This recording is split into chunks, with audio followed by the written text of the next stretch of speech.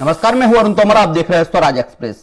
मध्य प्रदेश की बीजेपी ने 24 सीटों पर नामों का ऐलान किया है। इनमें से 4 महिलाओं को टिकट दिया गया है। बीजेपी ने 2019 में लोकसभा चुनाव में लड़े कई पुराने सांसदों का टिकट काट दिया है, नए लोगों को मौका दिया है। तो वहीं कांग्रेस ने अभी तक अपने पत्ते नहीं खोले हैं।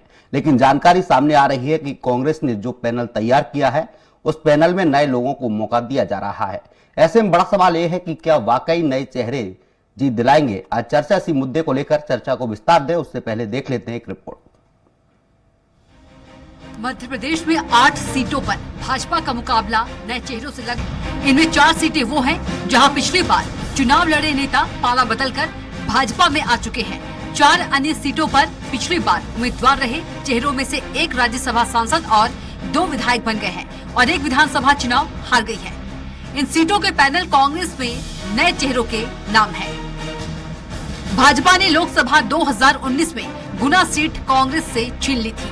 तब भाजपा के कृष्णपाल यादव ने दिग्गज नेता ज्योतिरादित्य सिंधिया को हराकर सभी को चौंका दिया था। सिंधिया अब गुना से भाजपा प्रत्याशी हैं। कांग्रेस के पैनल में 2 नए नाम हैं, वीरेंद्र रघुवंशी और यादवेंद्र सिंह। रीवा सीट से जनार्दन मिश्रा लगातार 2 बार से सांसद हैं। पिछली बार कांग्रेस ने उनके खिलाफ युवा सिद्धार्थ तिवारी को प्रत्याशी बनाया था। कांग्रेस के पैनल में 2 नए नाम हैं, अजय मिश्रा और राहुल मिश्रा। 2019 में कांग्रेस के टिकट पर मोना सुस्तानी चुनाव लड़ी थी, लेकिन वे हार गई। विधानसभा चुनाव से पहले मोना सुस्तानी भाजपा में शामिल हो गई। कांग्रेस के पैनल में यहाँ सिंगल नाम है प्रियव्रत सिंह। कमलनाथ सरकार में मंत्री रह चुके प्रियव्रत को टिकट मिलता है। शहडोल में भाजपा ने मौजूदा सांसद हिमाद्री सिंह पर एक बार फिर से भरोसा जताया है। 2019 के लोकसभा चुनाव से पहले हिमाद्री सिंह कांग्रेस में थी। लोकसभा चुनाव हारने के बाद प्रमीला सिंह की घर वापसी हो चुकी है। कांग्रेस के पैनल में सिंगल नाम है पुष्पराजगढ़ से विधायक फुंदेलाल मार्को। भाजपा ने ग्वालियर के सिटिंग सांसद विवेक नारायण शेजवलकर का टिकट काटते हुए पूर्व मंत्री भारत सिंह कुशवाहा को प्रत्याशी बनाया है। कांग्रेस के पैनल में 3 नाम साहब सिंह गुर्जर, राम सेवक सिंह और लाखन सिंह। सीधी लोकसभा से भाजपा ने इस बार डॉक्टर राजेश मिश्रा को टिकट दिया है। कांग्रेस के पैनल में सिंगल नाम है कमलेश्वर पटेल। खैर, ये वो सीटें हैं जो कि लोकसभा चुनाव में काफी हॉट सीटें हैं। इन सीटों की बात की जाए तो फिलहाल ये सीटें बीजेपी के झोली में हैं। ऐसे में देखने वाली बात ये होगी कि लोकसभा चुनाव में कांग्रेस किस नेता को टिकट देती है और कांग्रेस और बीजेपी में किसकी रणनीति कारगर साबित होती है। क्या चेहरे दिलाएंगे जीत या पार्टी का लोगो भी अहम होगा। सलमान खान, स्वराज एक्सप्रेस। इस पर ज्यादा चर्चा के लिए हमारे साथ मौजूद हैं वरिष्ठ पत्रकार दिनेश निगम जी। आपका बहुत बहुत स्वागत है स्वराज एक्सप्रेस में। देखा जाए तो दिनेश निगम जी, जिस तरीके से बीजेपी मोदी और हिंदुत्व के नाम पर मैदान में उतरी है, उसी तरीके से कांग्रेस भी भारत जोड़ो न्याय यात्रा को लेकर मैदान में उतरी है। किसका कितना असर देखने को मिलेगा इस लोकसभा चुनाव में? देखिए, क्या है कि इसके पहले भी जो राहुल गांधी ने अपनी एक यात्रा निकाली थी, न्याय यात्रा, है ना, भारत जोड़ो न्याय यात्रा या जो भी नाम था उनका, उस पर असेंबली के जो चुनाव हुए साउथ में, उसमें निश्चित रूप से भारतीय जनता पार्टी को नुकसान हुआ और वहाँ कांग्रेस ने अपनी एक बढ़त बनाई। तो कहीं ना कहीं देखिए, किसी न किसी यात्रा का कुछ ना कुछ असर तो होता है। अब सवाल ये है कि ये असर कितना डाल पाएगा, ये तो चुनाव में जब वोटिंग होती है उसी समय मालूम पड़ता, क्योंकि आम मतदाता इतना जागरूक हो चुका है देश का कि अगर उसका आंकलन आदमी करना चाहे तो दूर दूर तक नहीं कर सकता, जब कि वो कहाँ वोट डाल के आया और किसको वोट करेगा किसको नहीं करेगा। उसकी चुप्पी जो है इस बात का मैंने एक तरह से घोषणा करती है कि उसका आंकलन आप नहीं लगा सकते हो, कूट किस करवट बदलेगा बैठेगा जी। तो सवाल ये है कि जहां तक राहुल गांधी और मोदी जी का सवाल, देखिए, मोदी जी ने का एक आज की डेट पे एक अलग दायरा है। उसका कारण क्या है कि मोदी जी के साथ में एक प्लस पॉइंट जुड़ा है, प्रधानमंत्री, देश के प्रधानमंत्री। और दूसरी बात उनके साथ प्लस पॉइंट ये है कि अगर अपन देखें कि राष्ट्रीय स्तर पे, राष्ट्रीय नेतृत्व की पार्टियों में अगर आज अपन कोई वजनदार पार्टी है तो भारतीय जनता पार्टी, इसको नकारा नहीं जा सकता। एक जमाने में जब कांग्रेस का वर्चस्व एक लंबे समय तक रहा, लेकिन आज ये अपन कह सकते हैं कि भारतीय जनता पार्टी ने वो जगह पा ली है जिसकी उसने कभी कल्पना नहीं करी थी। किन कारणों से पाई, ये राजनीतिक लोग जाने, राजनीतिक पार्टियों के नेता जाने। और इसके लिए कोई आम जनता दोषी नहीं है। सबसे बड़ी बात यह है कि राजनीतिक दल के जो नेता हैं, मुखिया है, यही लोग दोषी है। क्योंकि क्या है कि आपस की टुकड़ों की लड़ाई और आपस में पहले गठबंधन बनाना, फिर टूटना, फिर ये करना, फिर वो करना, इससे क्या है आम जनता में जो एक मैसेज जा रहा है वो ये मैसेज जा रहा है कि अगर मान लीजिए धोखे से हमने इनको स्थायी कर भी दिया, इनको सरकार के नजदीक ला भी दिया, तो सरकार कितने दिन चलेगी? सवाल आज ये है, प्रश्न ये है उसमें आम जनता के बीच में। तो उसके सामने विकल्प के रूप में और कौन बचता है? भारतीय जनता पार्टी, मोदी जी। तो मोदी जी का फैक्टर ऑलरेडी जो है स्थापित है। उनके साथ राम मंदिर का भी प्लस पॉइंट जुड़ गया है, जो जनवरी में उन्होंने उसका वो किया है। भले ये ठीक है कि राजनीतिक रूप से वो सब एक भूमिका बना करके ही ऐसा किया गया और चुनाव को देखते हुए ऐसा किया गया, ठीक है, सभी लोग करते हैं, उन्होंने भी अपना उसका उपयोग किया। तो इसको मेरा अपना मानना जो एक लंबे अरसे का है पत्रकारिता का, तो मेरा अपना मानना तो यह है कि भारतीय जनता पार्टी सरकार के नजदीक तो पहुंचेगी। उसको रोकने के लिए चाहे जितना भी हथकंडे अपना ले, मुझे नहीं लगता कि अपोजिशन या जो क्षेत्रीय दल है वो सक्सेस हो पाएंगे। हाँ, इसमें एक चीज जरूर हो सकता है कि अगर जो क्षेत्रीय स्टेट लेवल में जो क्षेत्रीय पार्टियां हैं, अगर ये एक तरफा जो है अपोजिशन के साथ मिलकर के खुलकर के मैदान में साथ दे, तो फेरबदल भी हो सकता है, आश्चर्यजनक परिणाम भी आ सकते हैं, कोई इसमें भी बड़ी बात। लेकिन अब चूंकि बहुत चंद दिन रह गए हैं आचार संहिता लागू होने के लिए, 2-4 दिन 10 दिन मान लीजिए, 15 तारीख तक मुझे लगता है 15 मार्च के पहले लग जाएगी। पिछली बार 10 मार्च को लगी थी, इस बार 15 मार्च को लग सकती। तो मेरा अपना मानना यह है कि समय रह नहीं गया। भारतीय जनता पार्टी ने अपने करीब 195 लोगों के प्रत्याशियों की लिस्ट जारी कर दी। कांग्रेस अभी उसमें एक भी नहीं सफल हो पा रही है। तो कांग्रेस को अगर आप इतिहास उठा करके देखिए आप देखिए असेंबली में भी देखिए, जो विधानसभा चुनाव हुए अभी भी देख लीजिए, अभी भी कांग्रेस कितना पीछे है। अगर आप अब यही आपने कहा था कि 2 महीने पहले, 1.5 महीने पहले हम अपने प्रत्याशियों की घोषणा कर देंगे, ताकि जो है उनको प्रचार का जो है एक साधन मिले, क्योंकि लोकसभा का जो कार्यक्षेत्र होता है वो बहुत बड़ा होता है। हमारे साथ बीजेपी प्रवक्ता वंदना त्रिपाठी जुड़ चुकी हैं, आपका स्वराज एक्सप्रेस में बहुत बहुत स्वागत है। कांग्रेस प्रवक्ता योगेंद्र सिंह यादव जुड़ गए हैं, आपका भी बहुत बहुत स्वागत है। वंदना त्रिपाठी जी, देखा जाए मध्य प्रदेश में आपने 24 सीटों पर नाम का ऐलान किया है, इसमें से 4 सीट ऐसी हैं जहां पर प्रत्याशी पाला बदलकर बीजेपी से चुनाव लड़ रहे हैं।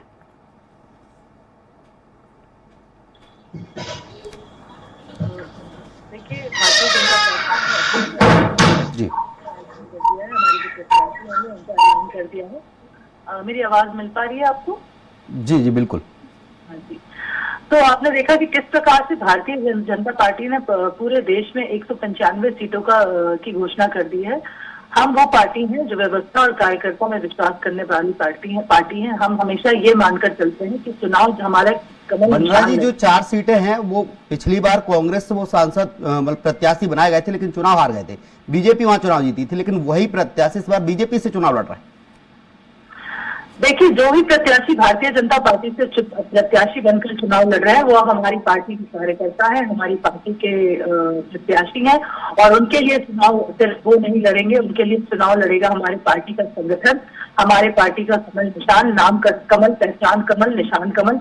इसी मूल मंत्र के साथ हम चुनाव में उतरते हैं और चुनाव को लड़ते हैं। हमारे यहाँ कोई भी कार्यकर्ता हो, सब भारतीय जनता पार्टी के कार्यकर्ता है, और सबके लिए पूरा संगठन लगकर चुनाव लड़ता है, ये मानकर चुनाव लड़ता है कि ये चुनाव सिर्फ एक प्रत्याशी विशेष का चुनाव नहीं है कांग्रेस पार्टी की तरह, ये भारतीय जनता पार्टी संगठन का चुनाव है। और हमें किसी भी तरह से ये चुनाव जीतकर माननीय प्रधानमंत्री मोदी जी को फिर से प्रधानमंत्री के रूप में स्थापित कराना है। उसका कारण है क्योंकि हम एक विचारधारा आधारित पार्टी, और हमारी विचारधारा ये है कि हम चाहते हैं कि राष्ट्र का निर्माण हो, और राष्ट्र निर्माण के लिए बहुत जरूरी है कि माननीय प्रधानमंत्री मोदी जी पुनः प्रधानमंत्री के रूप में शपथ लें।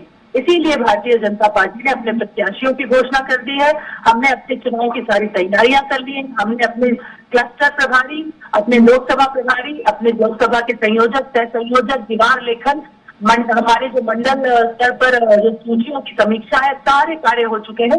अब बस बचा है चुनाव प्रचार, और उसके बाद आप देखिएगा किस प्रकार से तो बची हुई 5 सीटें, उन पर भी बहुत जल्द प्रत्याशियों की घोषणा हो जाएगी। और किस प्रकार क्या जो 5 सीटें एमपी में बची हैं लोकसभा की, उन पे क्या मंथन चल रहा है, या वो सीटें जहां पर प्रत्याशी दमदार नहीं दिख रहा है, या फिर इंतजार किया जा रहा है कि कांग्रेस की लिस्ट जारी हो जाए उसके बाद वहां प्रत्याशियों की घोषणा की जाए?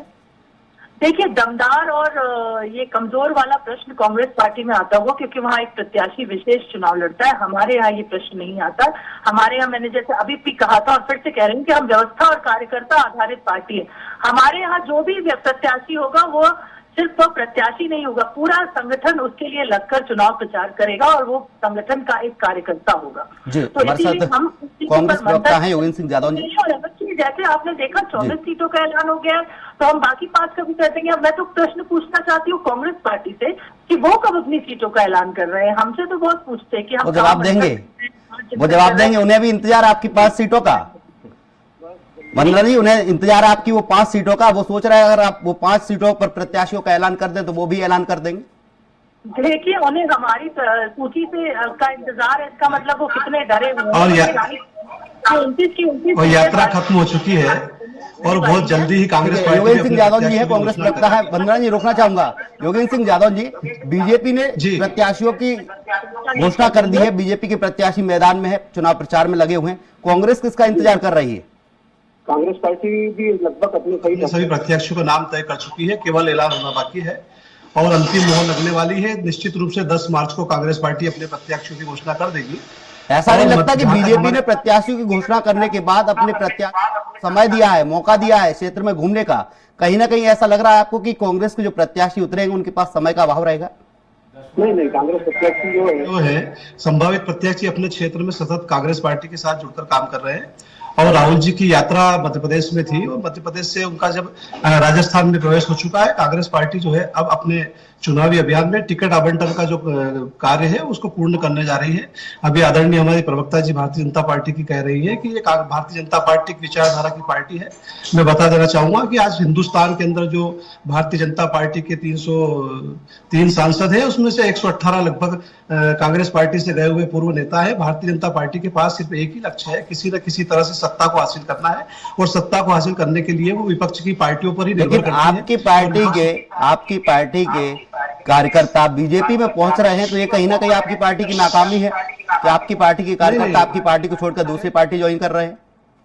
हम उस विषय पे बात करेंगे तो कई ऐसे बिंदु है कि आखिर कांग्रेस पार्टी से भारतीय जनता पार्टी में जो शामिल हो रहे हैं उन नेताओं के पीछे क्या कारण रहा है, चाहे ईडी हो चाहे सीबीआई हो, किसी भी प्रकार का कोई भी घटनाक्रम हो, प्रलोभन हो, जो लोकतांत्रिक विरोधी जो सोच है, वो जो तत्व है जो हिंदुस्तान के लोकतंत्र के लिए घातक है, वो दल बदलू जैसी जो व्यवस्था है इस देश के अंदर जिस तरह से अस्थिर करके विपक्ष को किसी न किसी तरह से अस्थिर करके और किस प्रकार से उसके नेताओं को चुनकर किसी न किसी तरह से हिंदुस्तान में अपनी सत्ता को काबिज करने वाली एक विचारधारा इस देश के अंदर आज शासन कर रही है, जिसने पीडीएफ को भी नहीं छोड़ा। जिस पीडीएफ के ऊपर श्यामा प्रसाद मुखर्जी की हत्या का आरोप था, जो कहते थे श्यामा प्रसाद मुखर्जी का बलिदान याद करेगा हिंदुस्तान, और वे लोग श्यामा प्रसाद मुखर्जी की हत्या में शामिल पार्टी के साथ भी अपनी सरकार बना सकते हैं। सरकार किसी भी तरह से पवार जी के योगेंद्र से रुकना चाहूंगा। वंदना जी, ग्वालियर सिटिंग से सांसद है विवेक नारायण जी, उनका टिकट कटा है, उन्हें उनकी जगह पूर्व मंत्री भारत सिंह कुशवाहा को टिकट दिया है।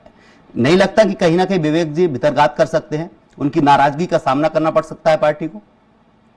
देखिए, भारतीय जनता पार्टी है, यहाँ भीतरघात और अंतरकलह जैसी चीजें नहीं होती हैं। ये अंतरकलह और भीतरघात तो ये सब कांग्रेस पार्टी का कल्चर है, वहाँ के संस्कार है।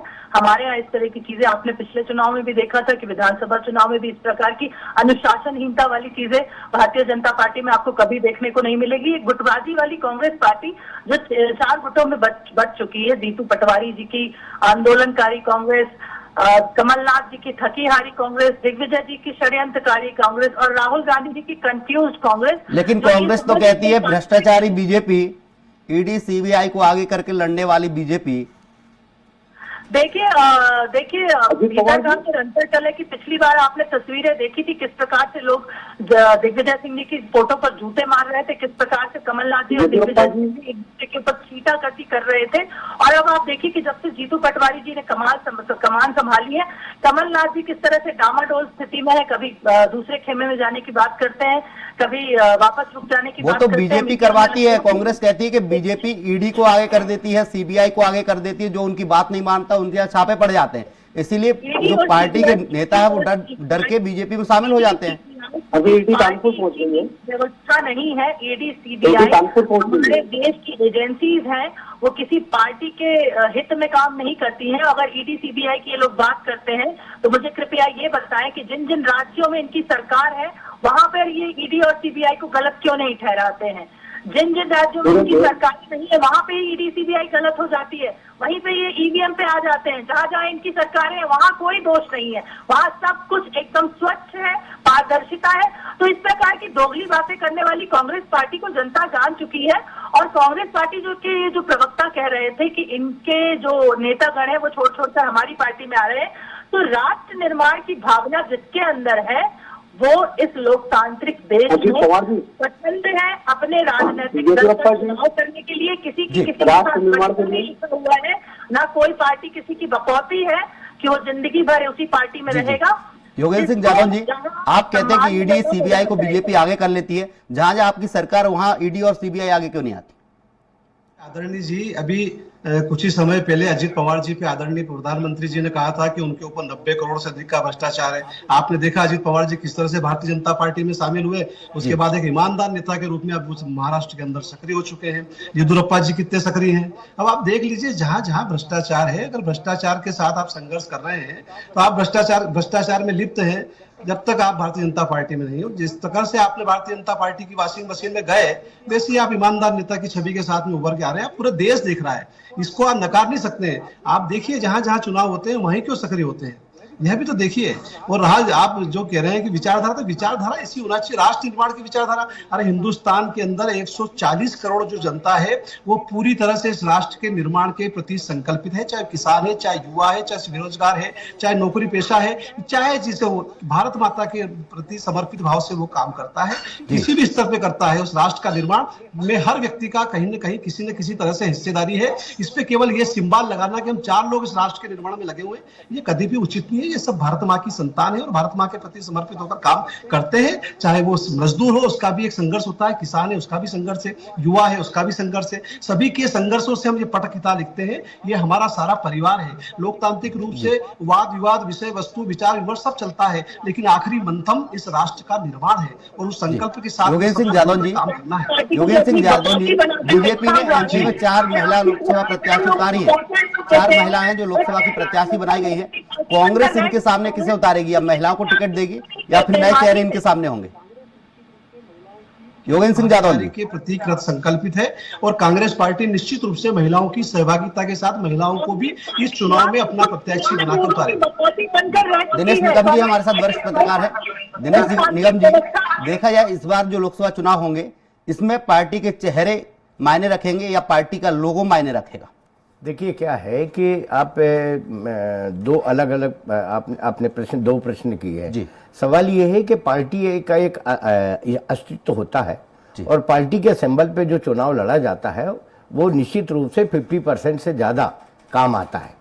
व्यक्ति पे नो डाउट कि व्यक्ति विशेष पर भी जो है आज की जनता जो है वोट करती है। आज का मतदाता जो है उनका चेहरा देख करके भी 2-4-10% जो है विभाजित होकर के और एक अपना उनके ऊपर आकर्षित होती है। लेकिन ये कहना मतलब डिनाई करना कि पार्टी सिंबल एक बहुत महत्वपूर्ण चीज होती है, चाहे वो कांग्रेस पार्टी का हो, चाहे वो भारतीय जनता पार्टी का हो या किसी अन्य दल का हो। सिंबल से चुनाव लड़ने का मतलब ये होता है कि एक तरह से पार्टी का सपोर्ट उस व्यक्ति के साथ, उस प्रत्याशी के साथ पूरा संगठन खड़ा हुआ है, एक पूरा ढांचा उसके साथ जो है काम कर रहा है। और व्यक्ति के बारे में ये है कि व्यक्ति का जो व्यक्तिगत उसका खुद का व्यवहार होता है या उसका क्षेत्र में जो भी नेटवर्क होता है, वो उसके अपने जो लोग होते वो एक सीमित लोग रहते हैं, कोई बहुत बड़ी संख्या में नहीं रहते। 2-3%, 4% मान लीजिए, बहुत ज्यादा तो 10%। 10% से ज्यादा लोग व्यक्ति विशेष को चेहरा देख करके वोट नहीं करते, वो सिंबल देख करके ही वोट करते। और इस बार भी जो वोटिंग होनी है या इस बार भी जो लड़ाई है वो कांग्रेस और भारतीय जनता पार्टी के बीच की लड़ाई है। अभी बीच में कांग्रेस ने एक प्रयास किया था, इंडिया गठबंधन बनाया उन्होंने जी। अब वो सफल कितना हो पाए, मुझे तो नहीं लगता कि कहीं सफल हो पाए, क्योंकि हर गठबंधन में सबसे पहले शुरुआत जिन्होंने इसका निर्माण किया वही भारतीय जनता पार्टी के गोद में बैठ करके और आज सरकार चला रहे हैं। एक समय था, उन्होंने जब वो भारतीय जनता पार्टी से अलग हुए थे तब उन्होंने एक कसम खाई थी एक सभा में, अपने स्टेट की सभा में, बहुत बड़ी सभा में उन्होंने कहा था कि पलट के नहीं देखेंगे इसकी तरफ। और ऐसी क्या मजबूरी आगे भी है कि आप उसी के साथ मिलकर के फिर सरकार में बैठ गए। तो वहीं से टूटने की शुरुआत हो गई। उसके बाद दूसरी शुरुआत ममता जी ने कर दी, ममता जी के बाद फिर अपना केजरीवाल जी ने कर दी, हम नहीं देंगे। उधर अखिलेश जी ने हाथ पैर फैला लिए।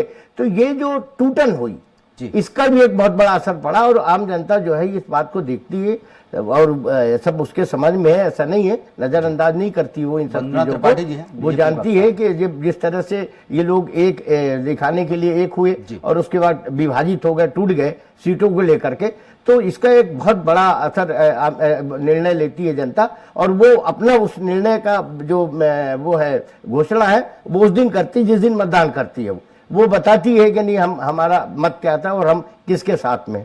दूसरी बात जो अभी आपने कहा सिंबल वाली बात, सिंबल में निश्चित रूप से सिंबल का एक अलग महत्व होता है, पार्टी का एक अलग महत्व होता है। और जो प्रत्याशी के साथ सपोर्ट मिलता है वो उसको वो बहुत, माने आप समझ लीजिए कि एक तरह से प्रचार का एक बहुत बड़ा साधन बन जाता है उसके लिए, क्योंकि उसके कार्यकर्ता मिलते हैं, पहले से चुने हुए पार्टी के जो लोग रहते हैं, फील्ड के में उसको काम करने के कार्यकर्ता मिल जाते हैं। और तो इसलिए पार्टी का सिंबल बहुत महत्व रखता है। और मेरा अपना मानना यही है कि भाई पार्टी और व्यक्ति ये दोनों अलग अलग पहलू हैं। व्यक्ति इसमें कोई दो राय नहीं कि नकारा नहीं जा सकता उनके चेहरे को, पर बहुत सीमित 2% से ज्यादा 5 या 10%। 90% सिंबल ही काम आता है। वंदना त्रिपाठी जी सवाल लेते हैं। वंदना त्रिपाठी जी, अजीत पवार पर प्रधानमंत्री नरेंद्र मोदी ने कहा था भ्रष्टाचारी हैं, इनके यहाँ ईडी सीबीआई के छापे पड़े हैं क्योंकि इन्होंने भ्रष्टाचार किया है। कई करोड़ों का भ्रष्टाचार था। अजीत पवार बीजेपी में शामिल हो गए, क्या भ्रष्टाचार धुल गए उनके? देखिए, अगर ये कांग्रेस पार्टी जब भ्रष्टाचार के आरोप लगाती है तो मैं इनसे एक प्रश्न पूछना चाहती हूँ, जो प्रश्न समय का अभाव है, जल्दी बात रखिए अपनी। 10 सालों में आपने हमारी पार्टी पर कौन सा, आपने ये बताइए कौन सा भ्रष्टाचार का? अजीत पवार जी की बात चल रही, अजीत पवार जी की बात चल रही। कोलगेट, जीजा जी को फायदा पहुंचाना। समय का अभाव है, रोकना चाहूंगा, समय का अभाव है। वंदना त्रिपाठी जी तमाम आप हमारे साथ जुड़ी, इसके लिए आपका शुक्रिया। वरिष्ठ पत्रकार हैं दिनेश निगम जी, आपका बहुत बहुत शुक्रिया। योगेंद्र सिंह जादौन जी, आपका भी बहुत बहुत शुक्रिया। आप तीन ही मेहमानों का बहुत शुक्रिया।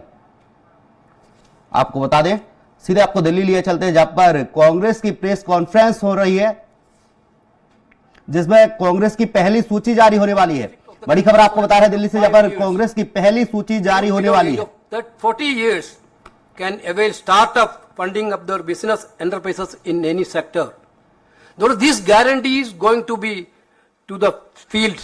Just now we have reviewed with the general secretaries in charges and PCC president of this country to have a verification about our war room status, our booth level agent status and our booth level work status. Therefore, we will spread this guarantees among the people through this BLAs all over the country. Now I am coming to the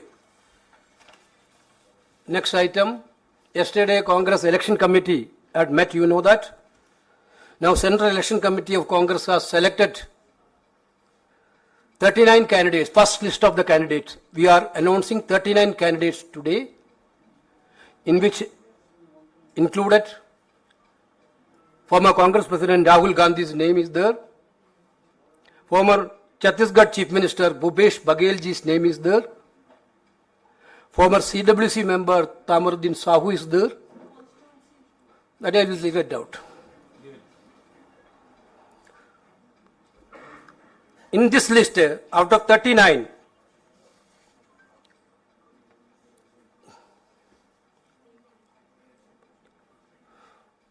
"15 people are from general category and 34 candidates from SC, ST, OBC minorities. 24. 15 from general category, 24 out of 39 from SC, ST, OBC and minority. 12 people are below 50 years age, under 50 years age. 8 people are between 15 and 60 61 and 70, 12 people are there. 71 to 76, 7 people are there. This is the age status. 71 to 76. Now I am reading out the names.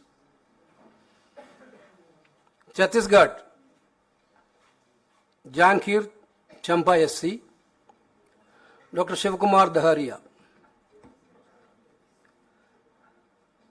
Chhattisgarh State, Korba, Mrs. Jyotsna Magans. Chhattisgarh 6, Rajnandgarh, Bhubesh Baghel. Chhattisgarh Durg, Rajendra Sahu. Chhattisgarh Raipur, Vikas Upadhyaya. Chhattisgarh Mahasamud, Tamaruddin Sahu. Tamaradwaj Sahu. Karnataka, Bijapur SC, HR Algor. Karnataka Haveri, Anand Swami Gaddevara Math. Anand Swami Gaddevara Math. Karnataka Tumkur, SP Muddana Megowda. Karnataka Mandya, Venkat Ramegowda, Star Chandru. Karnataka Bangalore Rural, DK Suresh.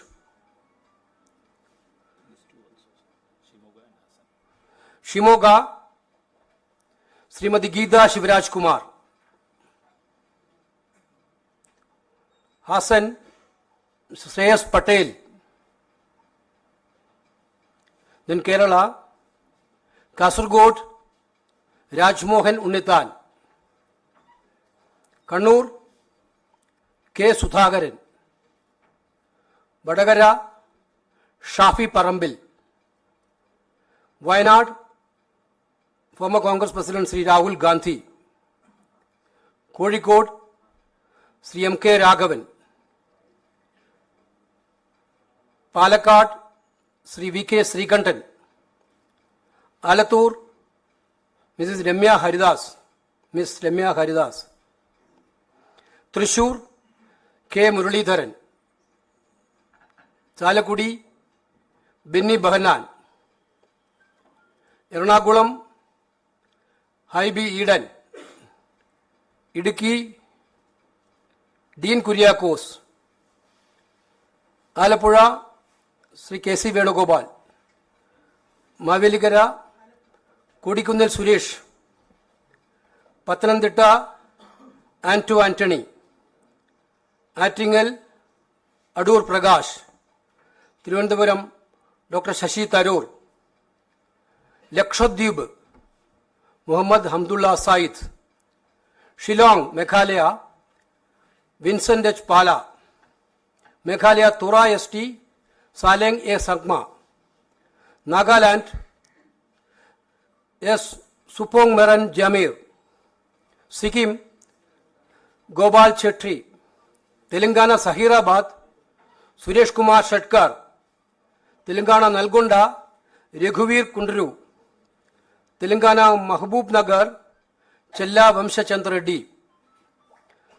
Telangana Mahbub ST, Belram Naik Porika. Tripura West, Ashish Kumar Sahe. This is the 39 names.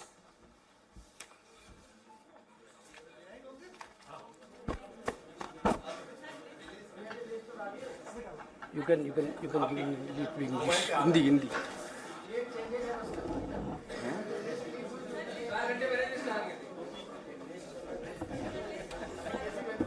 Feedback देने के लिए आपका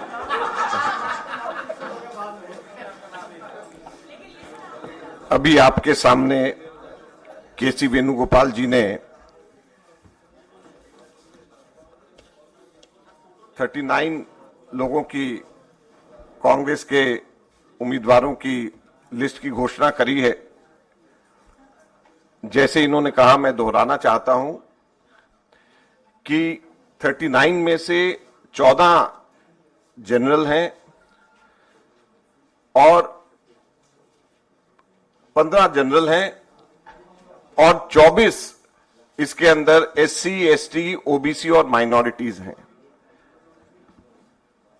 और इस list के अंदर पूर्व कांग्रेस अध्यक्ष राहुल गांधी जी हैं, पूर्व मुख्यमंत्री भूपेश बघेल जी हैं, CWC के पूर्व हमारे सदस्य रुकेंगे एक छोटे से ब्रेक के लिए, ब्रेक के बाद फिर होंगे हाजिर।